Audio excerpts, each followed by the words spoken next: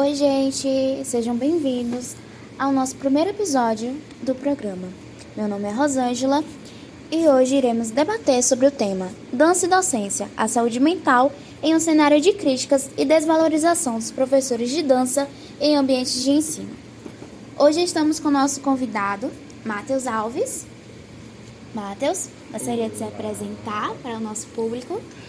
Olá, eu sou Matheus, artista jequiéense, sou diretor, coreógrafo, pesquisador e estudante e das danças, né, da dança afro-referenciada. Venho desenvolvendo um trabalho na cidade que é Dar o Passo, que é um trabalho que pesquisa e reelabora a ideia de encruzilhada no corpo e para o corpo. E agora estou fazendo a direção de um espetáculo chamado Um Louco no Mundo. Esse espetáculo ele surge a partir de um momento delicado, Isso. como você contou. Ele já é um espetáculo que foi desenvolvido a partir da cura ou ele é um espetáculo que ainda está sendo um processo de cura? Rapaz, isso a gente vem conversando todos os dias, né, em todos os nossos encontros, às quintas e às sextas. E semana passada, inclusive, eu fui para casa e aí, numa conversa com um dos intérpretes, eu tive um insight, porque esse espetáculo, e como todos os outros meus, ele é muito a partir do sentir. Então eu não sei, eu não direciono como que vai ser, né? Então, assim, a partir do sentir, eu vou modulando ele, maturando ele na minha cabeça com antecedência, claro, e depois eu colocando em prática. E aí, conversando com um dos intérpretes, eu fiquei pensando nesse lugar da cura. Porque será que estamos curados mesmo? O que é estar curado, né? Então, foi a primeira coisa que eu perguntei depois desse insight, o que é estar curado? Então, ele é muito subjetivo nessa ideia de cura, subjetiva é de cada um. Eu estou curado. Quando o espetáculo, ele é a loucura da minha cabeça, assim. Então, eu estou curado daquela loucura, a partir do banho de folha, que é o que eu proponho. Mas o elenco, eles não... Nem todo mundo se encontra curado, nem todo mundo acredita no banho de folha, porque nem todo mundo é do candomblé. Tem gente que toma remédio controlado e que tá no espetáculo e que mesmo assim não tá curado. Tem gente que vai pra terapia e que tá curado. Tem gente que só jogou pro universo e se curou. Então, esse lugar da cura, ele é muito individual, ele é de cada um, entende? Eu proponho a cura a partir do banho de folha, porque essa loucura, ela tá no lugar do incômodo, né? Dessa não libertação do meu corpo. E aí, quando eu me liberto a partir também das filosofias de terreiro, de tudo que eu aprendo dentro do candomblé e vou colocando em prática. E de como que o banho me liberta nesse sentido, que eu me sinto mais leve, me sinto preparado para poder seguir. Mas isso é a minha realidade, e não a realidade de todo o elenco. Então, a partir dessas vivências, desses laboratórios que você fez com o elenco, você percebeu que poderia desenvolver um processo de cura para eles também? Total. E será que isso também poderia contribuir para eles durante a jornada acadêmica, de formação no curso de Total. docência e também pós isso? Total, total. Primeiro que o espetáculo, ele é com alunos do curso, né, de licenciatura em dança e teatro, com pessoas que não é da comunidade, que não é da graduação da universidade, que ainda está no ensino médio, e com os formandos, ou os já formados, né, do curso de dança e de teatro. Então tem um elenco misto e esse trabalho, ele é o que a gente sempre está em avaliação, em constante avaliação. Todo ensaio tem avaliação, para a gente poder saber como é que está sendo esse processo. Não só o processo artístico, o produto, né, o espetáculo, mas o processo de vida de cada um. Como é que esse espetáculo contribui na formação e deformação de cada um. Você tocou num assunto sobre escrever esse espetáculo para entrar em festivais, editais. Uhum.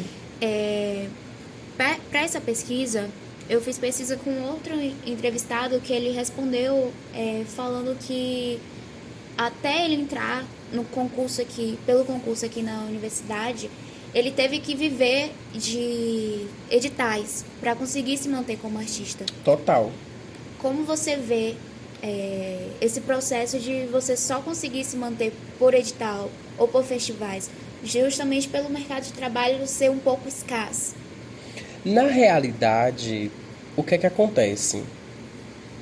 Eu vou falar a partir de uma visão do que eu vivi comigo, o que aconteceu comigo. eu comecei a dançar em Jequié. Jequié é uma cidade do interior. Então o pessoal não vê dança aqui como trabalho, vê dança como entretenimento e aí um passatempo e tá faltando alguma coisa, coloca alguém poder fazer uma dancinha. Né? Então era muito assim.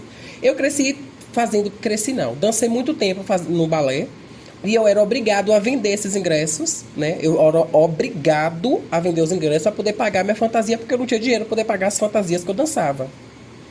E nunca tive retorno nenhum. O retorno que eu tive foi um retorno de aprender, de poder dançar, de ter a oportunidade de dançar no palco, de dançar com outro figurino, com cenário, com iluminação, dançar com plateia grande e tal, não sei o quê. E aprender, né, a técnica de balé, esse tipo de coisa. Financeiro não tive. Quando eu vou em 2017 para Salvador, eu chego lá com uma visão de dança, que era a visão de dança que eu tinha daqui. Então, na minha cabeça, dança era justamente o que tinha que Jequié, era isso, era só esse ponto. Quando eu chego em Salvador, eu já conhecia o curso de teatro e dança, mas não me interessava naquele momento fazer o curso de teatro, eu fazer o curso de dança aqui em Jequié. Também não me interessava fazer em Salvador, na UFBA. Então, eu fui fazer a escola de dança da FUNSEB, porque para mim era melhor naquele momento.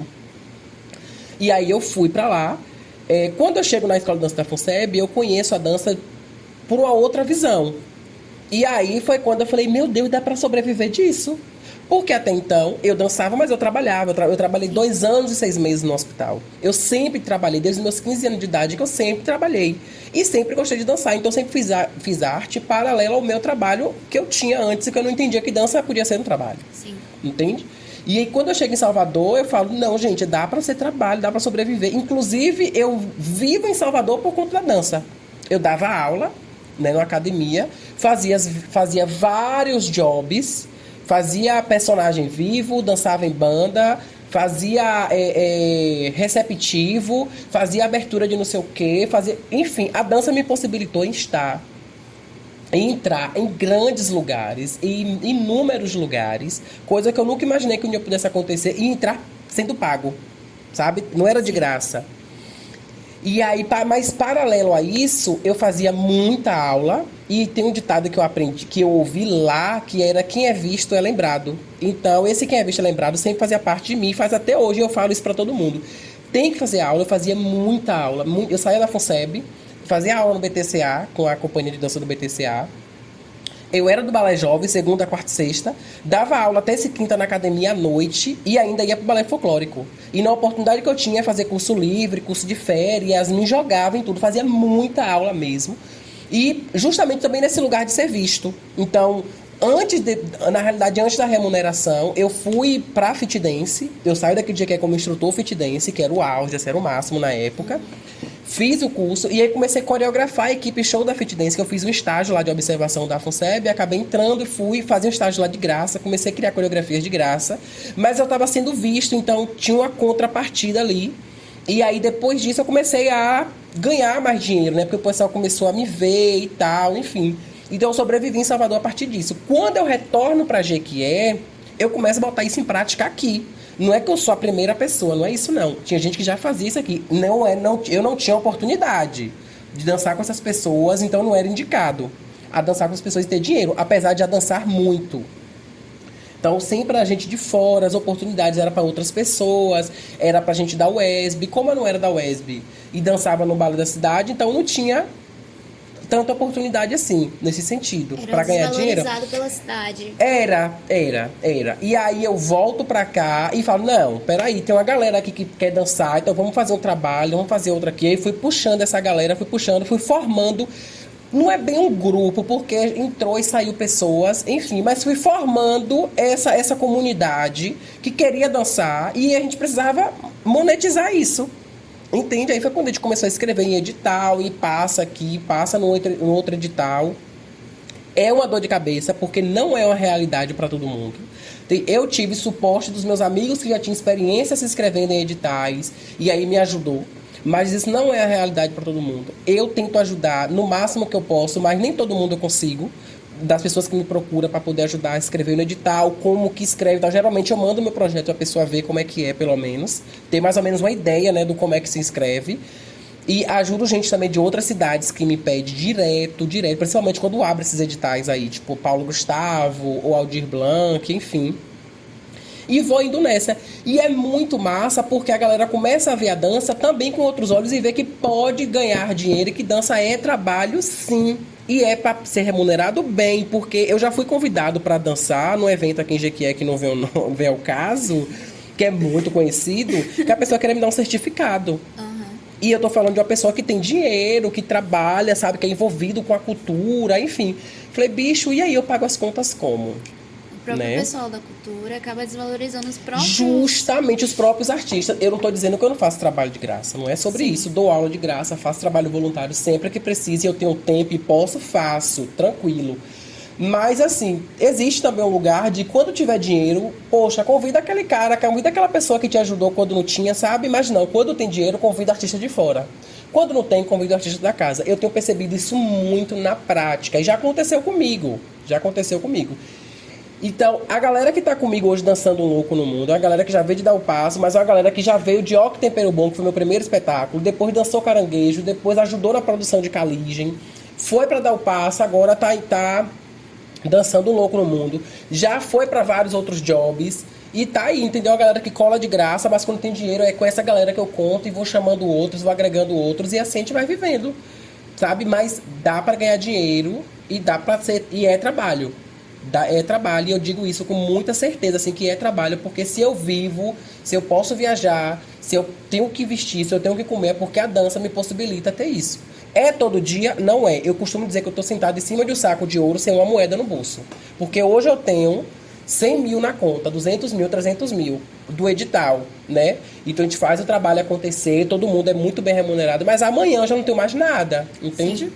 Então aí eu preciso também me organizar em cima disso para que a coisa funcione, eu consiga fazer com que essa máquina gire, entende? E eu consiga viver. Porque senão é um lelê. Então não romantizo, não. É trabalho como qualquer outro, mas existe uma dor de cabeça que a possibilidade de desistir, de jogar tudo pra cima e viver de outra coisa é muito maior. Tem várias demandas pra dar conta, pra pagar. Total. Você também tem experiência dentro de sala de aula, na educação básica. Tenho.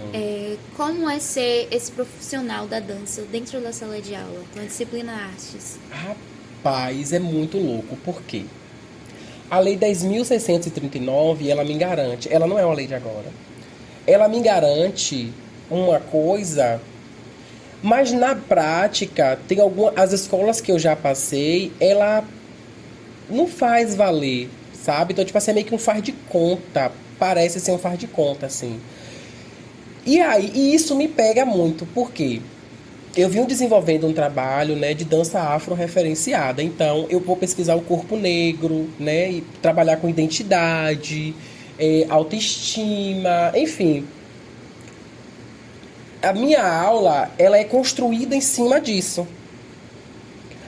Isso para a escola é um problema. Eu não quero trabalhar só 20 de novembro, entende? Eu não quero lembrar das pessoas pretas da escola, dos alunos, dos funcionários, da tia da cozinha, do porteiro, dos professores que não são muitos. Eu tive uma professora negra na vida, uma. O resto tudo branco. Então, a escola... Isso é um certo problema. Primeiro a escola já parece um presídio, né? Os alunos não estão ali porque eles querem, eles estão ali porque eles são obrigados, porque tem um Bolsa Família, tem um Bolsa Escola, tem um não sei o quê, enfim, vários programas que eles precisam estar frequentando a escola para poder receber. Enfim, e eu entendo a realidade, entendo total, porque por muitas vezes eu passei também por esse lugar de não querer estar na escola, mas eu era obrigado a estar, porque a escola não me atraía, mas eu fui desenvolvendo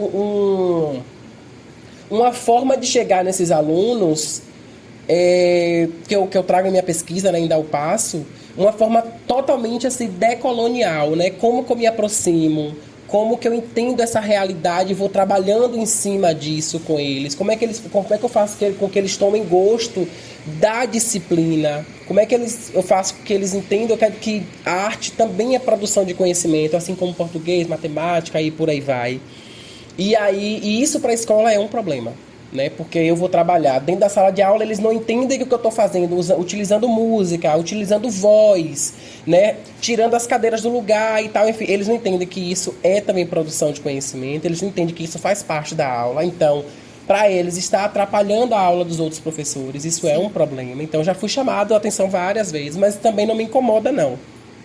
No início me incomodou muito, hoje não mais, porque eu vejo o quanto que isso tem agregado no conhecimento dos alunos, o quanto que os alunos têm se empenhado a estarem na aula, assim, tipo, eu tenho relatos incríveis dos alunos falando, professor, depois de sua aula eu comecei a frequentar a escola melhor, mais vezes, eu faço questão de vir para sua aula, ou então, tipo, sua aula é na quarta-feira, eu fico contando os dias para chegar na quarta, para ter sua aula, porque é muito boa e tal, enfim, uma aula que é de 50 minutos, a gente fica horas, porque depois da aula a gente fica batendo papo ainda, né, reverberando tudo aquilo que foi trabalhado, mas é um trabalho de formiguinha.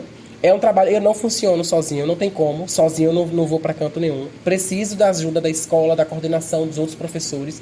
É difícil, mas a gente vai conseguindo, né, aos poucos, vai indo. E sem contar que a gente não tem, né, um núcleo de artes na escola, né? A gente tem os professores que tá faltando ali completar a carga horária, que pega a disciplina e que vai, enfim. Então o diálogo ele acaba sendo um pouquinho reduzido nesse sentido. Mas tá surtindo efeito. Em relação a essas interferências que a escola acaba fazendo com o profissional de artes dentro da sala, como chegou essas críticas até você? Como você consegue manter seu estado de saúde mental e seu estado de saúde físico também? Rapaz, eu tenho aprendido dentro do terreiro que é melhor ter paz do que ter razão. E eu tenho colocado em prática muito isso em minha vida. É melhor ter paz do que ter razão. Num lugar como esse, eu não sou professor efetivo, também não sou do REDA, então às vezes que eu fui para a escola, foi no PIBID ou foi algum programa do governo que eu entrei e fui para a sala de aula. Então, tento manter o máximo de diálogo possível. Quando não quer, dor não briga. A mãe sempre falava isso. Então, quando eu vejo que não rola, já fiquei muito doente. Já fiquei assim. No meu primeiro estágio da FUSEB, meu último estágio da FUSEB, que foi sala de aula, eu fiquei assim péssimo, porque eu falei, não, vou fazer o estágio em Jequié, porque foi logo depois da pandemia.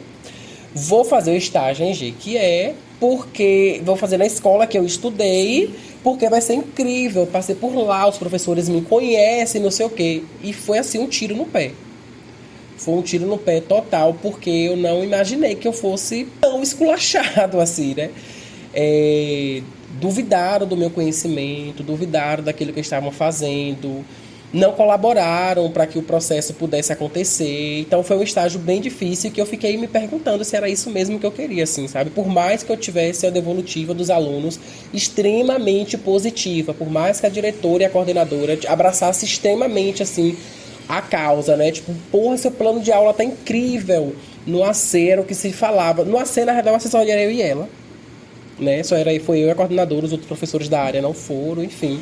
Mas a gente conversou muito e ela ficava falando o tempo todo do quanto que aquele plano estava completo, como ele estava bacana, como que atendia as demandas da escola e daquelas turmas que eu estava lecionando. Mas no decorrer do processo, né, esse todo me deixou meio baqueado, assim, eu fiquei pensando se era isso mesmo. Mas aí depois, com o tempo, eu fui entendendo que eu acho não, tenho certeza hoje que eu floreei demais esse lugar da docência, sabe?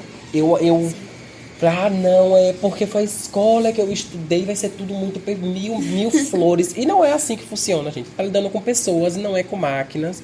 E você voltar agora como professor para a escola, sabe? Você ditar a regra do jogo ali, como é que vai ser, como é que é seu plano de aula e tal.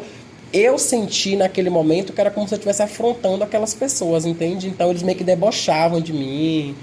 Falavam umas coisas assim, não me reconheciam enquanto Matheus, então sempre me chamava por Matheus, e por mais que isso naquele momento me causava uma tristeza grande, eu ficava ainda resistindo, falava, não vou desistir, porque não é esse o caminho, é muito mais fácil desistir, mas não é esse o caminho, não vou. E aí concluí o estágio, tive uma devolutiva incrível dos alunos, e para mim estava tudo certo.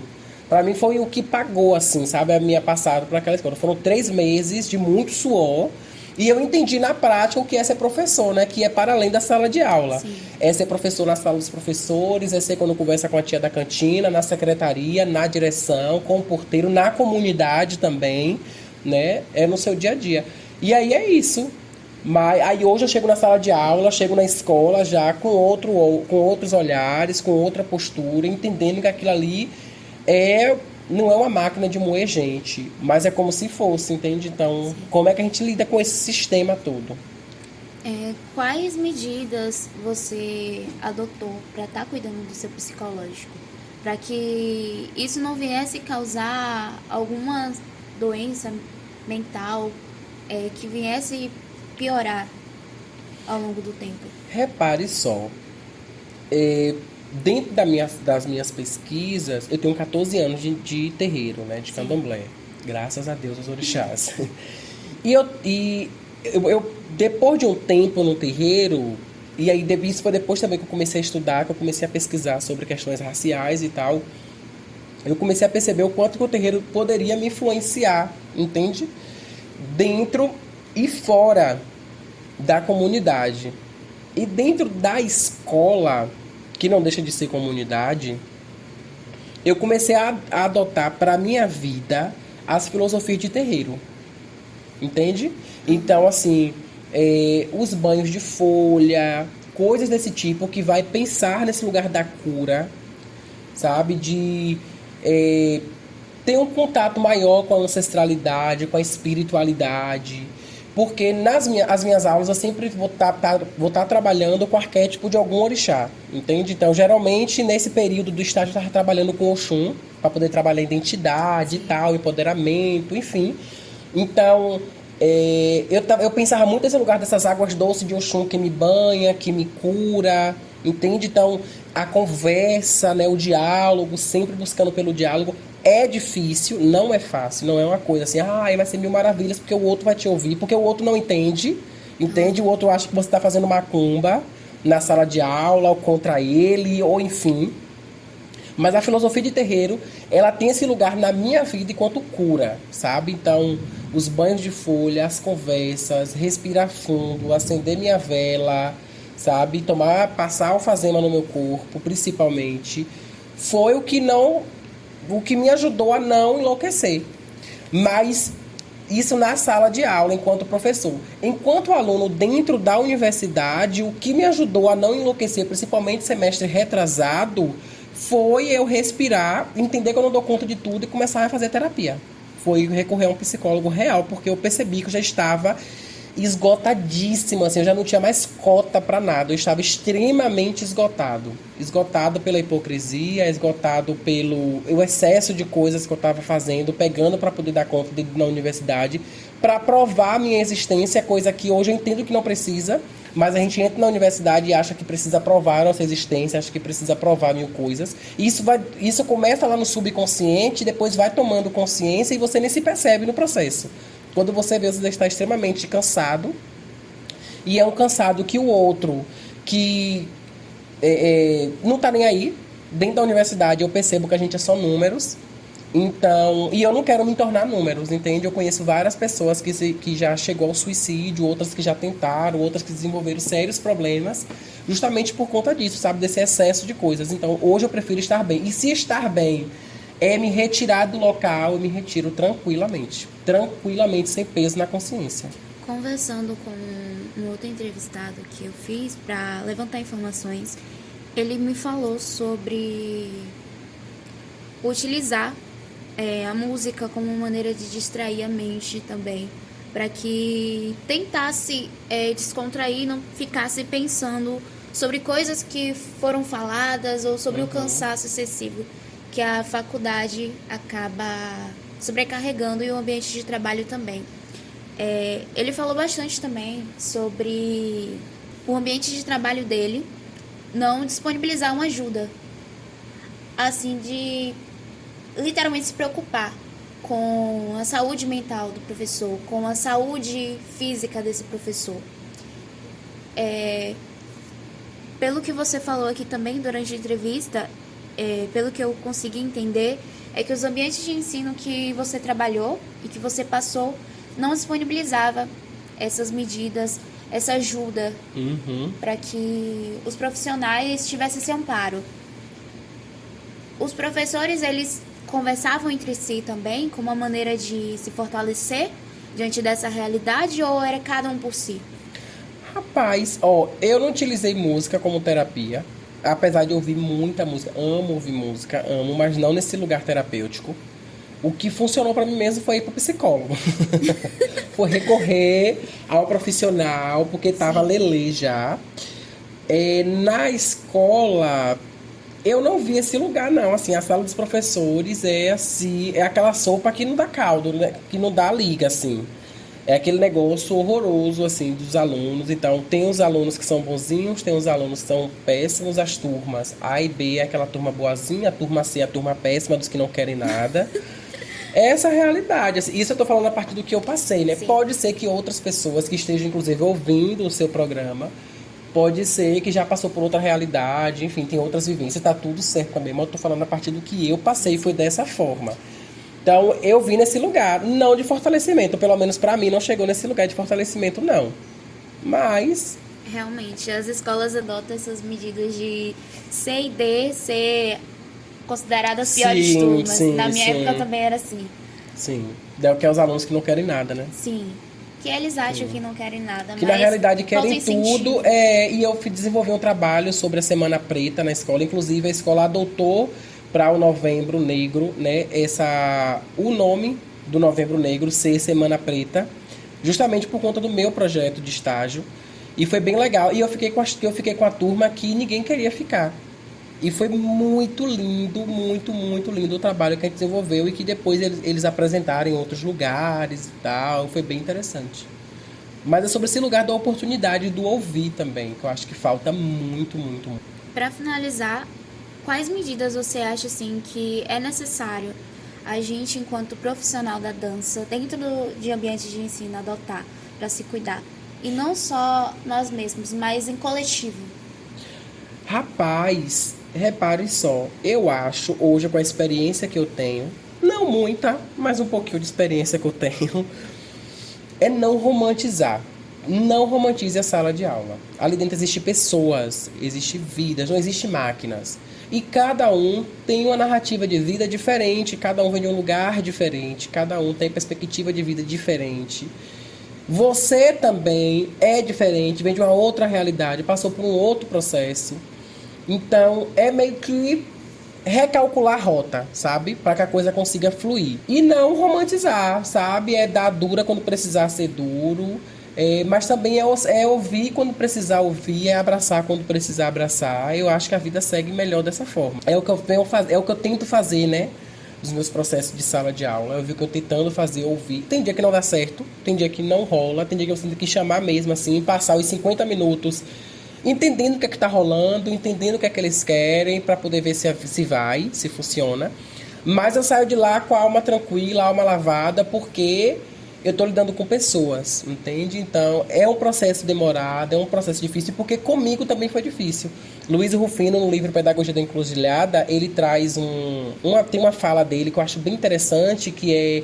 Ele diz assim, quando a gente entra na universidade, a gente incha a nossa cabeça a ponto de esquecer de onde a gente veio e quem a gente é. E eu acho que é justamente isso. A gente não pode entrar na universidade e depois ir para a sala de aula como professor e achar que o aluno não vai pescar, que o aluno não tem problema, que ele não precisa ser ouvido, porque dentro da universidade a gente também tem problema, a gente quer ser ouvido, a gente propõe que o professor repense a rota. E por que quando a gente está na sala de aula, assumindo esse lugar de docência, por que a gente também não repensa, né? A rota, por que a gente não vai para o diálogo?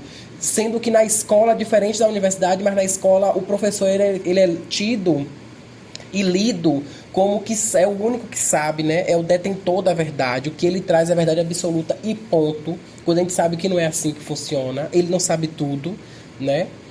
E ali é o lugar de troca, a aprendizagem ali ela é mútua, eu aprendo e eu ensino ao mesmo tempo. Então acho que é isso, é não romantizar.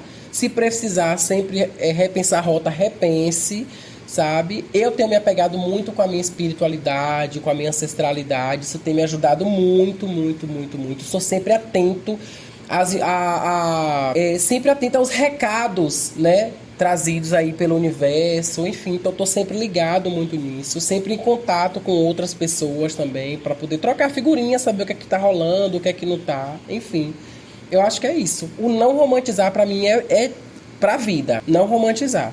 E, acima de tudo, buscar a ajuda de um profissional também. Ah, isso aí é fato. Quer viver, meu amor, vai fazer terapia. É tudo. Muito obrigada pela participação. Ai, eu que agradeço. Por ter aceitado o convite. E assim encerramos o programa de hoje.